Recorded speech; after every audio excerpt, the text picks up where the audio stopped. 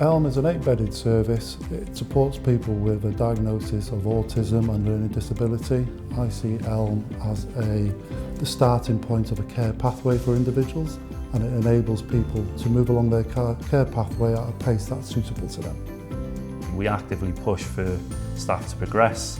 We want the staff to be able to come in comfortably and sit down and have a chat, or anything they need to discuss with us, the door's always open for them. And we actively encourage that. No idea is a bad idea. Everyone that works in Elm has the same training, follows the same values. The management, I would say they're approachable. They're really helpful with me, especially they're giving me an insight of different areas, building strong relationships with the staff team, with the residents and the management themselves as well. We've seen a massive change in culture because we've driven that forward, what we see Elm as, and that's made a massive difference.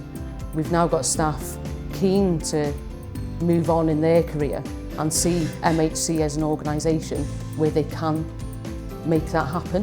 So by providing a positive culture in Elm and increasing the staff morale, that's prioritised the residents' outcomes. We've got residents achieving things that were deemed just unachievable for them at some point in their life, whereas now they're achieving all sorts of stuff. There's nothing they can't do.